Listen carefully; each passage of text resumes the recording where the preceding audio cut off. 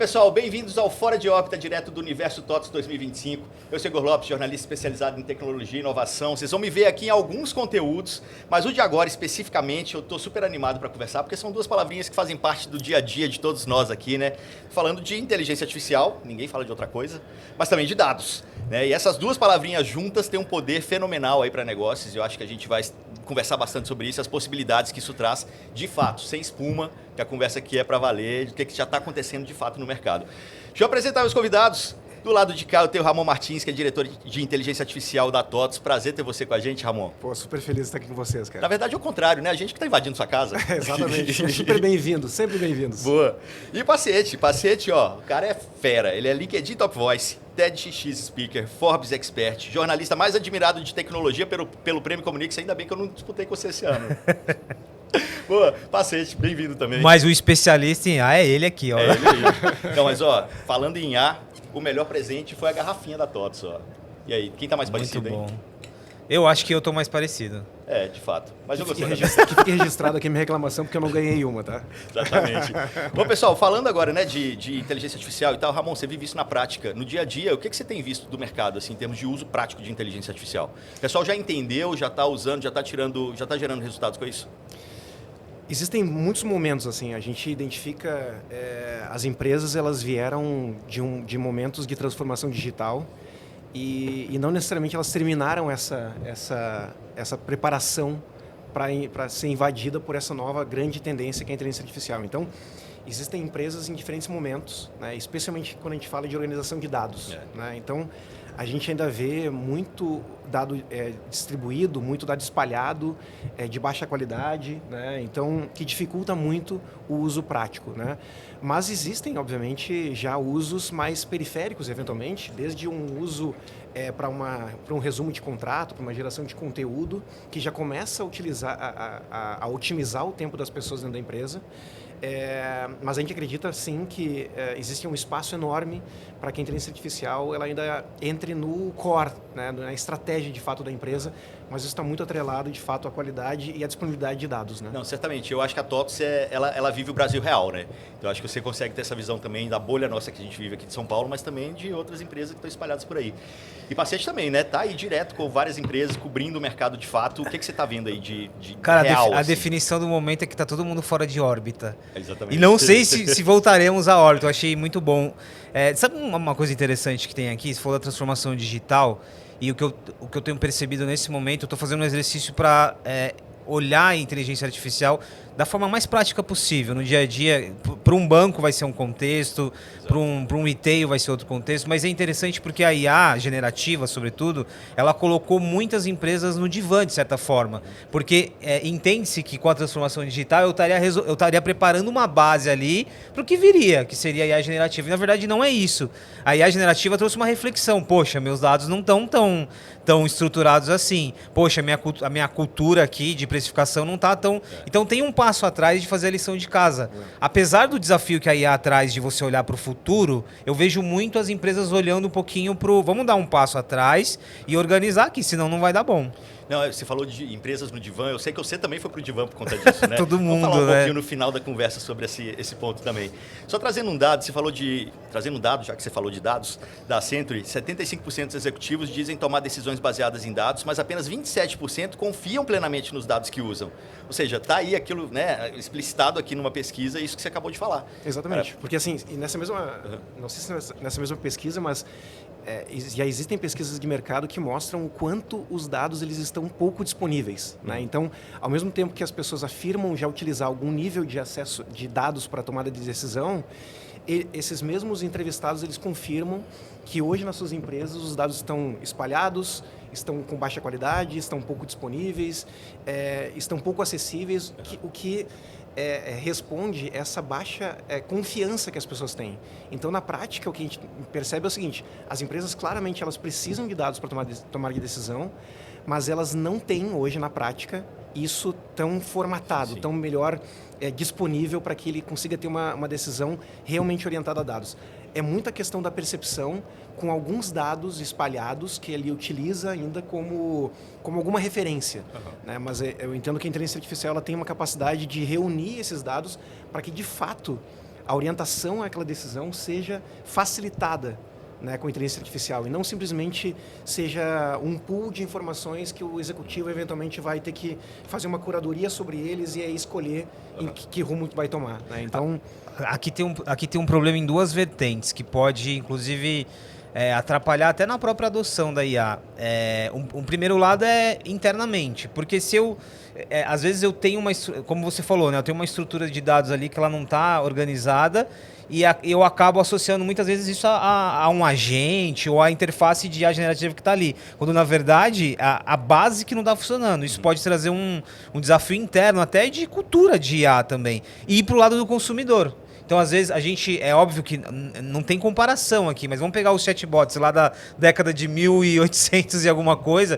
Os chatbots, eles em tese, tinham uma premissa ali de ferramenta interessante, mas funcionaram muito mal e deixaram uma percepção ruim. Então, acho que tem uma questão decisiva aqui. Tá? Hoje a gente está falando muito de agentes, né? Agente é algo um pouquinho mais complexo, mas a partir do momento que as pessoas começarem a terem contato com isso, toda a informação que a gente está recebendo ali de dados, de estrutura de aprendizado, vai refletir na experiência. Então, por isso que a gente volta ao ponto do dado aqui, né? O básico. E aí existe aquela analogia, né, que todo mundo costuma utilizar, que o dado é o novo petróleo. E se a gente seguir essa analogia, né, o petróleo, para ter real valor, a gente precisa ir lá, extrair ele, né, a gente precisa refinar ele, precisa distribuir ele, para que tu consiga extrair de fato valor, né, no combustível.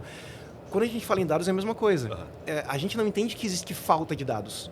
O que existe são esses dados espalhados, dados pouco estruturados para tomar de decisão, ou seja, o que as pessoas têm não são faltas de dados, e sim dificuldade de extrair real valor a partir desses dados, né? Então, acho que aqui está a primeira lição, né? Organiza a casa. Vamos lá, pegar os dados, estruturar isso aqui direitinho e começar a fazer uma correlação ou outra para começar a tirar alguns insights, porque uma coisa puxa a outra. Eu acho que também tem isso, né? Se começou, a brincadeira fica legal. E quem está acompanhando a gente agora, que se coloca no papel de consumidor, porque todo mundo é consumidor, isso aqui na prática é mais ou menos assim. Às vezes você vai comprar um carro, a tua experiência está compartilhada em 3 pontos de contato. É o concessionário, que vai começar quase do zero, é o lead que você já gerou. Você tem um serviço de locação de carro, a mesma coisa. E isso só expressa uma parte do que você falou aqui, né? Fora internamente. Agora tem uma outra questão também, que é a segurança relacionada a esses dados. Porque quando você tem um agente de AI respondendo por sua empresa, se você pega a pessoa física e liga no call center, ela não vai falar para você tipo, o seu nome, seus dados estão na tela. Agora, dependendo de como você pergunta para um IA mal treinado, ele pode abrir a porta da sua empresa e entregar um monte de dados. Vocês lembram no começo do ChatGPT que você chegava e falava, onde que eu consigo pegar um filme pirata? Eles falaram, não posso dar esses dados. Aí depois você vem e pergunta. Então, já que você não pode dar o caminho, me responda então quais os sites que eu não posso entrar. Aí ele respondia. Eu evitar, né? Isso virou uma preocupação para as empresas também, né? Como que eu consigo trabalhar esses agentes para que o agente não me de boicote, de certa forma, né? Exatamente. Então, esse seguramente é um dos temas mais importantes, assim, e empresas de todos os portes. Quando a gente fala, obviamente, de empresas de grande porte, tem uma questão de reputação envolvida. Exato. Mas em empresas de pequeno porte, isso é tão importante quanto. Porque em empresas de pequeno porte, embora você não tenha, eventualmente, um risco tão grande de reputação num vazamento de dados, você tem uma questão de competição. Então, você é muito mais suscetível, eventualmente, a um vazamento de dados. E isso, daqui a um pouco, privilegiar um concorrente teu para usar, daqui a um pouco, isso de uma forma, com uma vulnerabilidade tua, de uma forma muito mais explícita, até, eventualmente, do que uma empresa de grande porte, que tem um mecanismo de contenção. Então, essa questão da inteligência artificial, ela é super importante que as pessoas experimentem ela. Já está passada da hora de que a gente tenham, de fato, empresas que estimulem esse uso, mas é claro que as empresas, elas precisam, e hoje, como já existem muitos fornecedores, já também é possível que a empresa não fique limitada somente ao que existe. Existe muita coisa. Então, a empresa, ela pode fazer uma curadoria dela e falar assim, bom, esse fornecedor que eu vou utilizar essa ferramenta, que histórico que ele tem? Que referência ele tem? Que segurança ele pode me trazer para mitigar esses riscos? Então, já existem bons fornecedores, né, no mercado, com experiência, com referência, que pode entregar essa segurança, de novo, para empresas de pequeno porte e empresas de grande porte. Desculpa. Aqui tem uma mudança até na tua política de cibersegurança, porque são os interlocutores, eles vão aumentar. Então eu tenho uma plataforma, eu tenho meu TOTS como parceiro, eu vou ter uma plataforma específica ali que vai trabalhar como agente de IA especificamente para o varejo, eu vou ter internamente uma tecnologia própria para suportar os agentes. São muitas novas camadas aqui. Você falou dessa questão de dados e eu estava lembrando, talvez ali 2022, 2023, quando a IA generativa ganhou o mainstream, teve um caso com a Air Canada, que foi assim, um cliente, ele teve que mudar o voo por uma questão de luto, e ele interagiu ali com, eu não diria que seria um agente, mas talvez um chatbot usando uma AI um pouquinho mais generativa, e a própria automatização ali criou uma regra que não existia. Isso foi para a justiça, inclusive. Sim. E aí a discussão, ela volta, e a empresa ela não queria bancar aquilo. E isso volta para o teu ponto. Se teve um problema ali de uma política mal formulada, é porque tem uma questão de dados aqui que não está clara. Perfeito. Mas aqui, a gente tem algumas outras pesquisas também, da McKinsey, por exemplo. McKinsey Global Survey 2024. Só 11% das empresas dizem estar colhendo ROI significativo de IA generativa. A maioria ainda está experimentando pilotos isolados. Nesse ponto que eu queria chegar, assim, o que a gente já está vendo de uso prático, fato, sabe? Tirando a espuma. O que a TOTS, por exemplo, já consegue oferecer para clientes que mostrem na prática um ROI aqui utilizando inteligência artificial? Isso volta ao tema, de novo, da gente ter referência, né? Então, hoje, a IA generativa é de 2021, né? E a gente tem muito hoje, entre aspas, especialista que está há 6 meses literalmente descobrindo junto com os demais e se julgando especialista. Então, é muito importante que as empresas, especialmente os negócios, tenham esse tipo de visibilidade. Na TOTS, a gente trabalha com inteligência artificial já há mais de década. Na verdade, tecnologia, você pega a Turing, era inteligência artificial. Inteligência artificial não é novo, né? Caiu no hype, é um assunto novo, né? A IA generativa ela teve o grande papel de tirar o assunto do laboratório e ganhar o mainstream. Né? Esse talvez foi o grande entregável da IA generativa, mas é um negócio da década de 50. Na TOTS a gente trabalha de forma mais estruturada nos laboratórios dos Estados Unidos e aqui do Brasil desde 2012. Então a gente vem consistentemente, então a gente já errou muita coisa e a gente acertou muita coisa. Então a gente tem um razoável conhecimento, né, para entregar para os negócios. Então hoje, respondendo à tua pergunta, a gente tem negócios e aplicações de IA em todos os segmentos. A gente tem aplicações de IA de uma forma mais transversal, quando a gente pega, por exemplo, os nossos insights do Proteus. Né? A gente hoje tem um mecanismo que permite, desde o fluxo de caixa projetado, então a partir do teu comportamento, que foi teu fluxo de caixa passado, eu consigo estimar como é que vai se comportar o fluxo de caixa futuro. Né? Indicando para esse empresário, daqui a um pouco tu vai ter um descasamento entre contas, eventualmente vale a pena tu antecipar um recebível. Então a gente tem conciliação bancária, que é um tema ainda super operacional, que toma tempo. Isso hoje a gente tem plenamente resolvido com inteligência artificial. Então esses são usos mais transversais. A gente tem o Clock-in, por exemplo, que utiliza visão computacional para fazer registro ponto, mesmo em locais distantes. Então, isso a gente tem utilizado em muitas fábricas e, inclusive, em agro, no meio do campo. O cara está lá para registrar a sua presença naquele momento ali. Ele pega um celular, tira uma foto, ele identifica.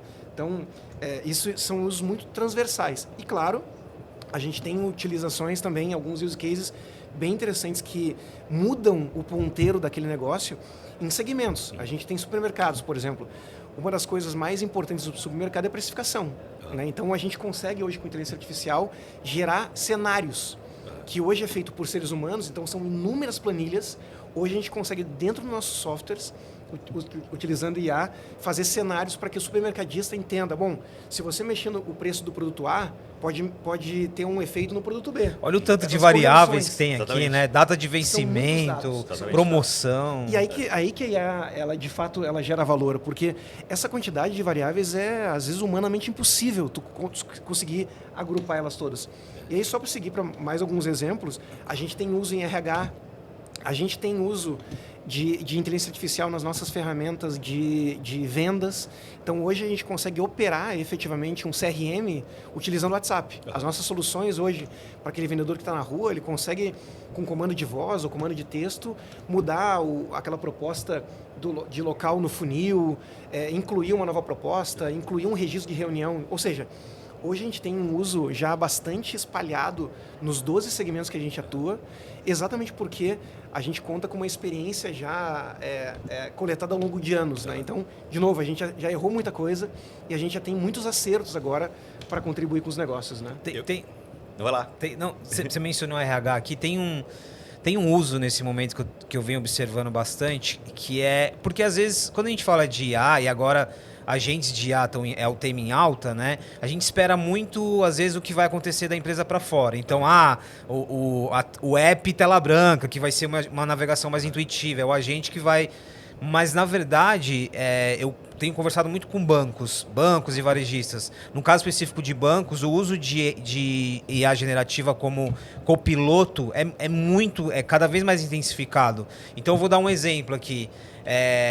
Num processo de venda interna, eu já tenho isso é caso verídico, em caso de grandes bancos, você já tem um copiloto que ele consegue pegar o time de vendas ali, por exemplo, você está performando esse mês, você está no topo, esse agente ele vai orientar o time todo, olha, o primeiro vendedor aqui, ele está performando porque o tom de voz dele foi esse, porque a abordagem dele foi essa.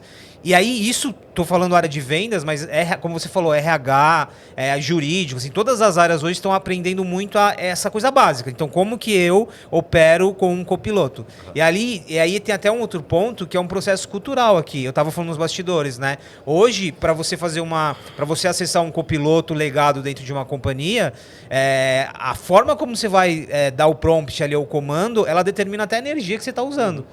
Então tem esse lado do híbrido, né? Pessoa e copiloto é algo muito presente nesse momento. Eu gosto da IA quando ela muda a vida da pessoa física na ponta. Então, assim, você estava falando de banco, eu gravei dia desses um caso que era... Lembra do tio Paulo? Sabe, tio Paulo, né? A prova de vida ali. Cara, ele era um sistema que consegue fazer a prova de vida da pessoa em casa. Eu ficava vendo minha avó, tendo que levar ela no banco para fazer a prova de vida. Mas não, agora com inteligência artificial você consegue fazer o reconhecimento facial, você consegue fazer, de fato, a prova de vida da pessoa, aquele negócio de aproximar a imagem, sabe? Associado a várias tecnologias ali, você consegue fazer uma prova de vida sem que a pessoa tenha que ir no banco. Você pega, por exemplo, saúde. O Incorta com um caso muito legal também, que eles pegaram inteligência artificial, eles têm análise, eles têm dados de 22 anos guardados ali, voltamos no ponto de dados, né? Eles têm dados de 22 anos guardados de 1,5 milhão de pacientes. O que eles fizeram? Começaram a cruzar esses dados e aí eles começaram a pegar os laudos de exames. Então, por exemplo, uma pessoa que tem foi fazer um eletrocardiograma na emergência, que chegou lá. Se o exame está mostrando alguma coisa que pode ser um problema, ele fura a fila para ser laudado antes dos outros que estão normais, que chegaram ali só o cara que está no SUS e tal. Isso salva a vida. Né? Exatamente. Então, quando você pensa nesse tipo de coisa, a aplicação na ponta, eu gosto muito, porque de fato muda a vida das pessoas. Né? A gente está falando de negócios, obviamente, mas também quando você pensa no CX, no usuário final, você tem muito caso também legal hoje. E isso, talvez, seguramente é a maior diferença da inteligência artificial em comparação a qualquer outra revolução tecnológica, né? Porque a gente já viveu outras ondas e outros hypes, só que elas eram mais verticais.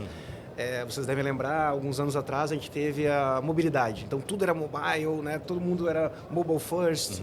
Então, mas era um aspecto muito específico do negócio. Quando a gente fala em inteligência artificial, ela é muito transversal. Então, assim como a gente está falando nela transformando o varejo, ela está transformando efetivamente saúde. A gente vê, por exemplo, uma das grandes tendências para os próximos anos é o que a gente está chamando de biologia sintética, né? Que é a capacidade de a gente sequenciar e sintetizar proteínas. Né? E isso é um negócio fantástico, porque isso acelera a criação de vacinas, a criação de medicamentos. Daqui a um pouco a gente vai ter muito mais medicamentos orientados ao teu DNA, né? Não mais um medicamento genérico. Então, de novo, ela é muito transformadora exatamente por essa capacidade de habilitar, na verdade, outras tecnologias. Então, a IA, na prática, ela está acelerando outras tecnologias que já existiam em vários segmentos e acelerando eles, né? Mas aqui, quando você fala da aplicação na ponta, acho que tem um ponto de atenção muito importante. E aí, óbvio, que é muito relativo a cada segmento, mas eu percebo muita cautela. Apesar de ter algumas empresas ali uma vontade de avançar um pouquinho e falar, não, eu estou lançando o primeiro agente de IA de investimentos. Acho que tem uma cautela, porque é isso. Assim, eu lembro que lá em 2022, quando a gente começou a falar de ChatGPT e tal, eu perguntava para os bancos, né? O banco geralmente ele está nessa vanguarda de cibersegurança. Eu perguntava, e aí, quando que a IA generativa vai chegar para o consumidor? Olha, a gente já testa a IA generativa, mas calma, né? Quando chega para o consumidor é uma outra conversa, exatamente por essa capacidade da IA generativa de ter uma autonomia ali, entre aspas. Mas tem um outro ponto, então é isso, eu vejo também uma cautela. Tem muitas oportunidades, mas eu vejo uma cautela, até porque se você avança aqui sem a base, você pode dar um grande, assim, você pode estragar muito a experiência. E tem um outro aspecto interessante que, para quem está de fora, nossa, calma aí, a gente olha a IA generativa quase como uma única entidade. Caramba, eu tenho medo, como que a IA generativa vai pegar os meus dados do convênio e vai levar para a farmácia? Na verdade, não, né? Tem controle também, né? Tem muitos controles, inclusive. Então, acho que acho que tem pontos de atenção aqui, sabe? Quando a gente fala da interação direta. Não, com certeza, mas isso volta para a questão dos dados e do treinamento, cibersegurança e tudo isso, guarda-reios. Eu acho que tudo isso é muito importante no desenvolvimento da SA. Exato, e do parceiro, de novo, né? Acho que, como a gente está falando muito dos negócios aqui, né? Então, é muito importante, de novo, eu vou reforçar muito esse tema, exatamente porque, seja na pessoa física, mas especialmente em negócios, a gente tem que aproveitar, né, o conhecimento de outros. A velocidade das transformações, das novas tecnologias está muito alta. Então, hoje, muito mais do que procurar se existe uma ferramenta, porque certamente ela existe, é uma curadoria. Né? Então, é muito importante que as pessoas se conectem a empresas que, novamente, tenham experiência, porque esse ponto que você está tocando, da questão dos dados, especialmente em ambientes regulados como o financeiro, né, ou saúde, existem muitas técnicas hoje disponíveis que permitem que você consiga utilizar em guardrails muito bem definidos os dados sem riscos, né, de vazamento ou sem riscos de que alucine ou mitiga a capacidade de alucinação da inteligência artificial. Mas, de novo, não é simplesmente pegar coisas prontas e sair aplicando, porque isso pode abrir muita vulnerabilidade. Então, existem muitas técnicas, existem muitas possibilidades hoje da gente pegar o teu dado e fazer com que ele, de fato, extraia valor sem que ele também represente, ao mesmo tempo, um grande risco para o teu negócio. Né? Eu gosto do termo curador que você usa. Você é um curador, né? A TOTVS é uma curadora nesse sentido. Porque é isso, às vezes você quer investir, você quer trazer para a tua estrutura, mas às vezes você está olhando para um lado e você tem uma visão aqui que é para o outro. E aí entra eficiência e por aí vai. Tem uma pesquisa da Opinion Box que fala sobre... Você falou dos exames, que fala sobre a percepção do brasileiro médio, não quem está na bolha da tecnologia, sobre o uso de IA generativa. Em qual função você confia na IA generativa? E as pessoas vão... É claro, design, publicidade, conteúdo entra muito forte ali, mas saúde, farmácia, entra muito lá embaixo. Tem uma questão de cultura de confiança também, sabe? Sim. Qual é o dado sensível que essa IA aí que faz as coisas está tratando em relação a mim? Então tem um lado do consumidor final também que ele ainda está se adaptando a essa ideia. Sim, mas eu acho que tem muita pesquisa na área de saúde, principalmente voltada a dispositivos ou coisas que não coloquem em jogo o dado desse paciente em si. Eu passei o mês de abril inteiro na China. E aí eu via em algumas feiras muita coisa relacionada à inteligência artificial. Por exemplo, eles estavam lançando um capacete, que a ideia é ter isso em toda ambulância para identificar AVC. Enquanto hoje você tem que pegar a ambulância, levar para o hospital, chega no hospital, e aí você vai fazer o exame. Isso passa umas 3 horas até você ter o laudo. O laudo, né? Beleza, você está sofrendo um AVC. Isso em 8 minutos você consegue ter a resposta e o resultado. E aí você consegue tratar muito antes até né, que a gente sabe, cada minuto a mais ali que demora a ser tratado, o AVC pode causar um estrago no cérebro irreversível. Exatamente. Então tem algumas coisas assim que eu estou vendo muito mais voltadas para equipamentos que utilizam inteligência artificial para fazer uma leitura do momento e aquilo trazer resultado, sabe? Sem colocar em risco, sei lá, toda a ficha do cara durante 22 anos ou seja lá o que for. Que aí é mais seguro. De uma certa maneira. Existem muitas revoluções em andamento, né? Isso que você está trazendo conecta com uma revolução que está sendo posta agora. Hoje a gente vive no que a gente chama de Web 2.0, né? Que é a nossa experiência digital, ela é centralizada em telas, especialmente depois de 2007, ali, né? Com a invenção do smartphone, a gente centralizou em telas. Hoje a gente está caminhando para o que a gente chama de Web 3.0, que é a convergência de algumas tecnologias. a convergência de realidade virtual e aumentada, a gente tem a computação física, que são os IoT, os vestíveis. Hoje a gente tem estimado 18 bilhões de sensores conectados à internet. Então imagina isso tudo gerando dados e tudo isso com uma plataforma de blockchain, né? Alguma computação descentralizada. Essa convergência dessas tecnologias cria o que a gente está chamando de Web 3.0, que no final do dia é a integração inseparável entre mundo físico e mundo digital. Você está vendo como o metaverso não foi de tudo um desperdício? Não, olha aí. Ele nem mencionou o metaverso, mas trouxe várias Não, referências mas aqui. Isso, muito isso legal. é muito comum na tecnologia, né? Se a gente for ver, você mesmo citou o chatbot. O chatbot, a gente teve uma primeira experiência, sei lá, 8 anos atrás, né? Que todo mundo queria ter o seu chatbot, e aí gerou uma enorme repulsa, tanto que as empresas começaram a falar, como um diferencial, eu não uso chatbot, né? Porque era muito ruim a experiência. E aí parece que o assunto morre. Só que o assunto não morre. Não. Né? Na tecnologia, Não morre, elas não morre. aparecem, né? São barbatanas de baleias no mar, né? Tu às vezes vê aquele negocinho, daqui a pouco tu vê o tamanho daquela baita baleia lá, né? É a tecnologia. Ela aparece às vezes de tempos em tempos uma parte, parece que some, e daqui a um pouco, da noite para o dia, parece que ela, né, entra nas nossas vidas. É exatamente isso com a inteligência artificial, interessante. O metaverso é o gêmeo digital na indústria, né? Exatamente, Para todas e as certamente as demais tecnologias, especialmente com a IA, ela vai potencializar para que a experiência não seja... Hoje, por mais que a gente exista esses capacetes, os óculos de realidade virtual, a gente olhava aquele óculos da Apple, muito legal, mas, pô, tu não vai caminhar com aquele negócio na rua. Só que vocês viram agora o lançamento da Ray-Ban, já está um negócio que tu tem que olhar 2 vezes para saber se tem uma realidade ali. É quase imperceptível. Coloca 1 ano de perspectiva, 1 ano só. Vai ser completamente imperceptível, né? Aqui tem um ponto super interessante, e aí eu vou voltar para os agentes aqui. Essa base que você falou, com blockchain, com interoperabilidade, que é super importante, a gente tem um cenário aqui do agente falando com o agente. Então, o Igor, você com certeza vai ter o seu agente pessoal, falando com o agente da seguradora, com o agente do banco. E aí? O que vai conectar todos esses agentes? Porque o banco vai estar usando algumas plataformas, algumas tecnologias. O Igor vai estar usando algum tipo de plataforma aqui. Onde está essa interoperabilidade? Aqui tem uma base conceitual que volta para o que você falou, que a gente vem estruturando. Talvez o blockchain ele vai dar segurança para tudo isso? Não sei. Mas é interessante você evocar essa ideia de novo da Web 3.0 aqui. Não, com certeza. E assim, a gente começou, na verdade, né, antes de gravar, falando do futuro. A gente está falando de relatório 2027, aí de IA, que é meio...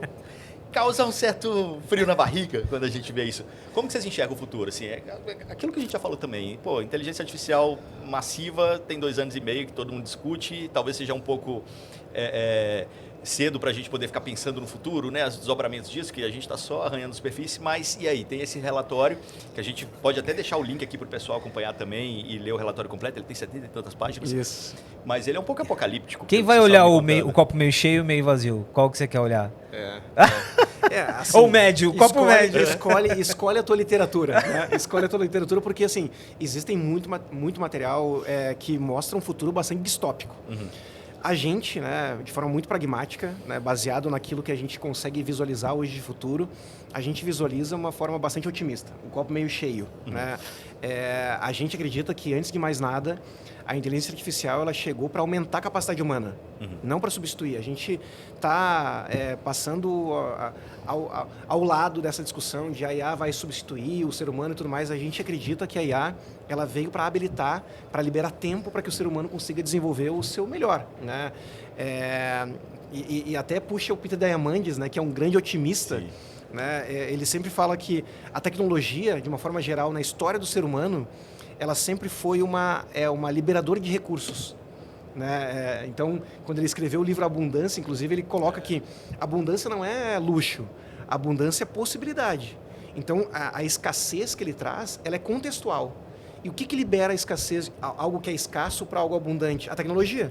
Desde sempre. Se a gente pegar qualquer tecnologia ao longo da nossa história, enquanto seres humanos, sempre foi assim, a gente pegava algo escasso e tornava algo abundante. O próprio alimento, né? Era mais escasso, revolução agrícola e tudo mais, tecnologia a gente habilitou. Então, a gente hoje tem a primeira tecnologia, talvez criada pelo ser humano, que é capaz de liberar o recurso talvez mais escasso que nós temos, que é o tempo.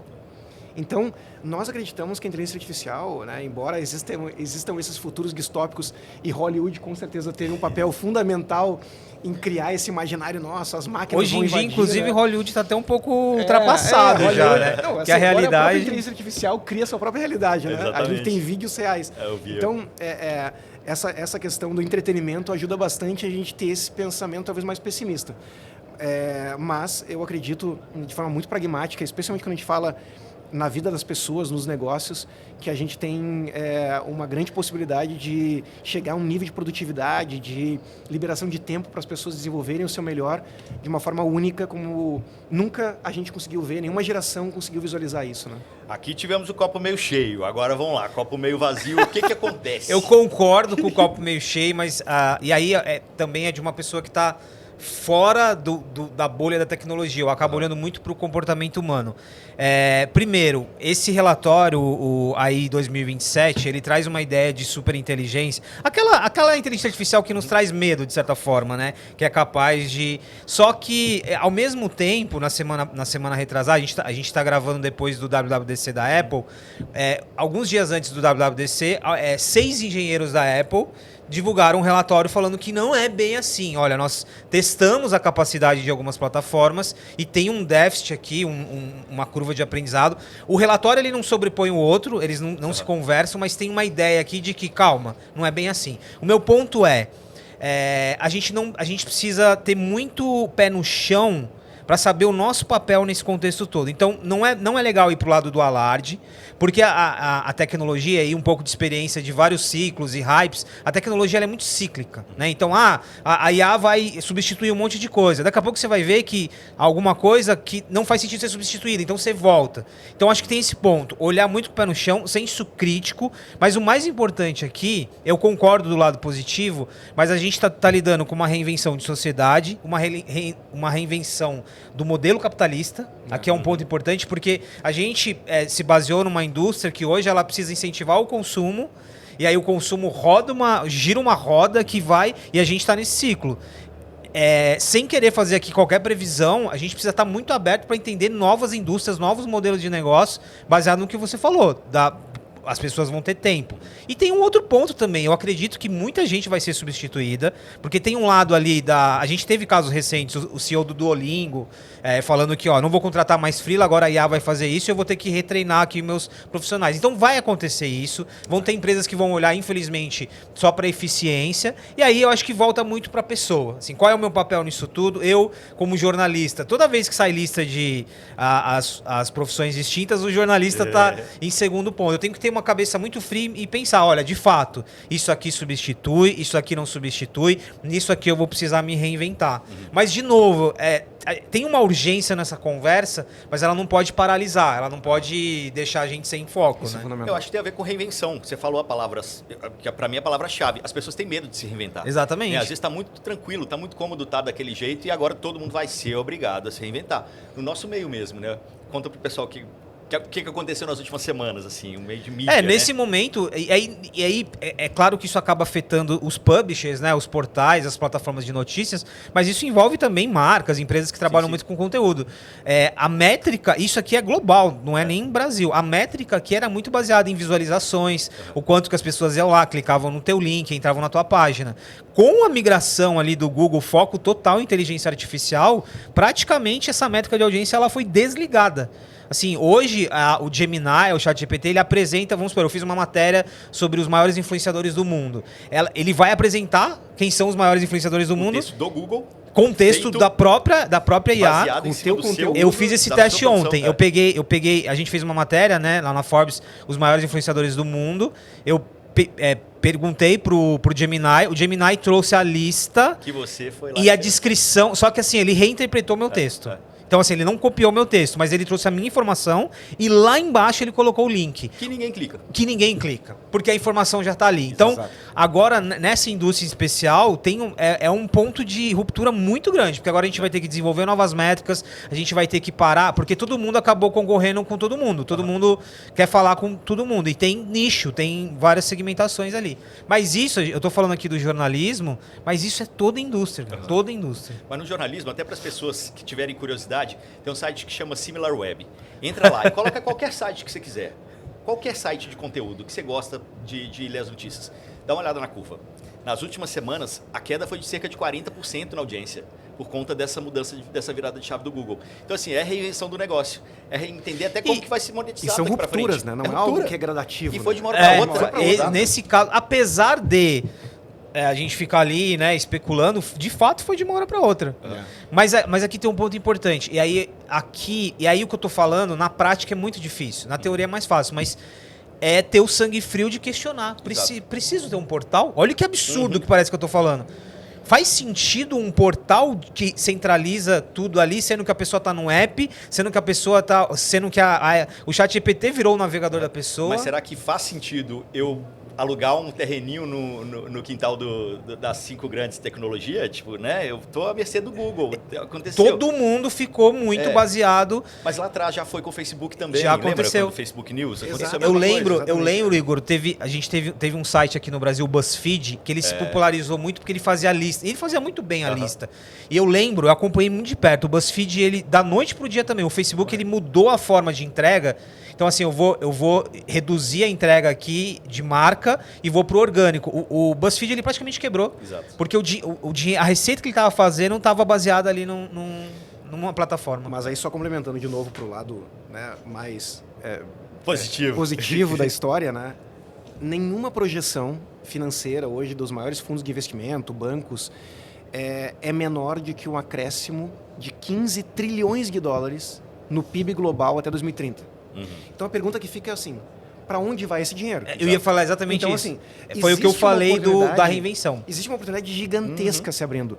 Este número, ele é 3 vezes maior de agora até 2030 do que a internet impulsionou em 15 anos. Exato. E a internet, acho que ninguém duvida aqui o quanto transformou tudo, né? Então, ela foi muito transformadora. Você me fez lembrar de uma coisa, guardadas as devidas proporções, tá?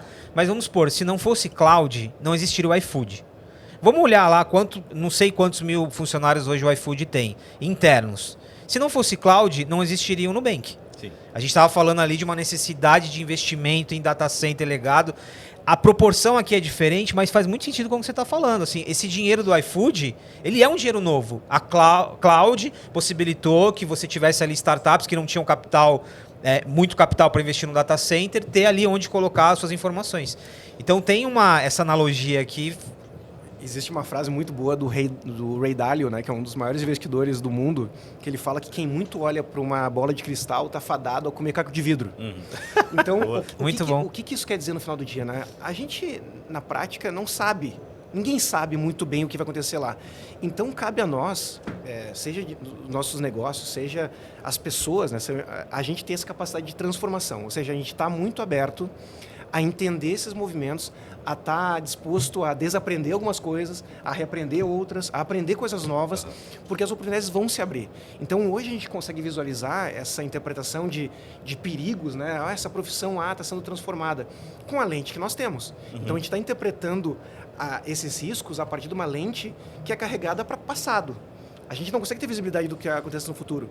Só que todas as perspectivas de aumento de PIB, de crescimento, de oportunidades, são gigantescas. O que mostra seguramente que não vão ser as coisas que nós estamos fazendo hoje.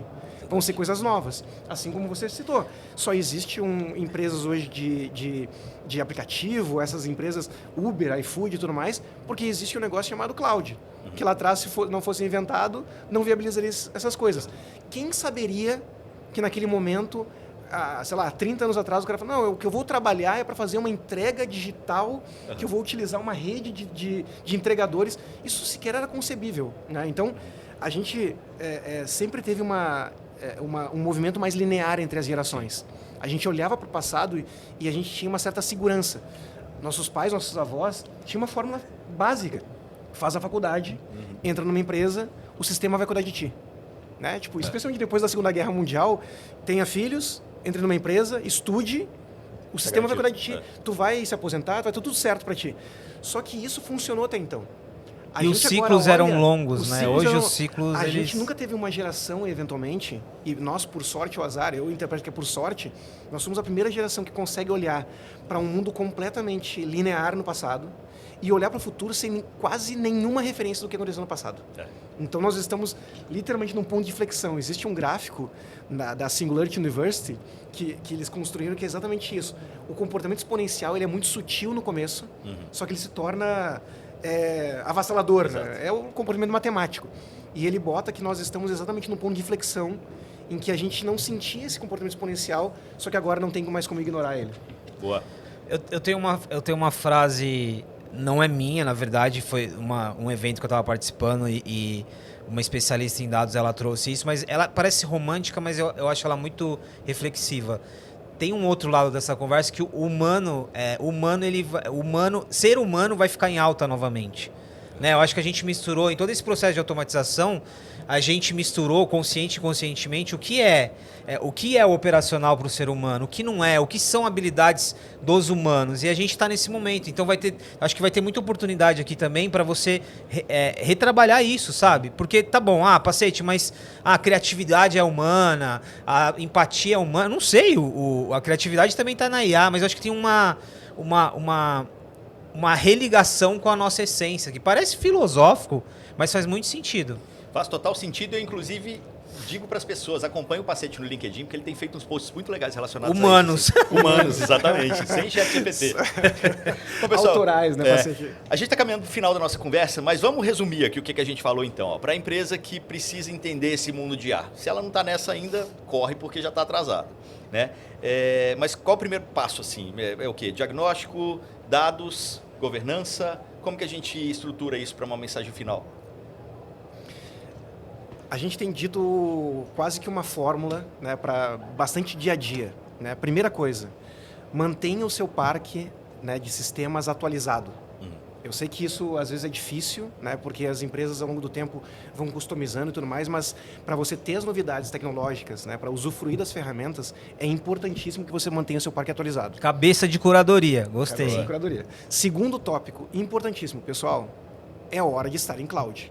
Aliás, já passou da hora de estar em cloud. Então, existe muito sistema ainda on-premise que vai dificultar muito, embora a gente acredita também que a inteligência artificial vai conseguir chegar no edge, rodar nas pontas e tudo mais. A maior parte do valor, especialmente de curto prazo, ela está habilitada pela nuvem. Então, se você não está usufruindo da nuvem hoje, você está realmente atrasado e vai ter muita dificuldade de capturar esse valor em curto prazo. Né? E o terceiro tópico, que eventualmente esses dois tópicos anteriores vão te ajudar muito, é organizar os dados. Então, assim, está na hora de você organizar os dados, mas, de novo, dados você tem. As pessoas têm dados, as empresas têm dados. A questão é começar a olhar para esses dados de uma forma estratégica. Não adianta ter um monte de sei lá, cadastro de aniversário se você não faz nada com isso. Dados, né? Então, assim, você tem que pensar e ter pessoas, obviamente, treinadas, capacitadas, para unir negócio e tecnologia. Então, essa convergência, essa união de tecnologia com negócios, ela é fundamental para dar esse olhar também de o que eu preciso no final do dia desses dados e como prepará-los para que eles estejam prontos para usufruir, para que eu consiga extrair valor a partir da inteligência artificial. Eu vou adicionar só um ponto aqui. Você vai ter que reorganizar, e aqui, seja você uma pequena, média ou grande empresa, você vai ter que reorganizar o seu capital humano. Então, assim, não adianta você chegar lá, agora é isso, vamos usar aqui a generativa, se vira. Não é assim, porque a reorganização do capital humano, ela passa, sim, pelo uso de ferramentas, mas ela passa por um redirecionamento do negócio. Exatamente. Às vezes você vai ter um profissional que ele vai ter ali um copiloto, vai tirar 40% do que ele faz operacional, e você vai precisar olhar para esse profissional e ver o que ele tem de potencial ali para se tornar mais estratégico. Então, acho que acho que até cabe nessa jornada que você falou, essa reengenharia do capital humano. Perfeito. Bom, pessoal, chegamos ao fim aqui do nosso Fora de Órbita. Agradeço demais a presença aqui do Ramon Martins e do Pacete. Foi ótima conversa. Valeu demais, gente. Obrigado e até o próximo.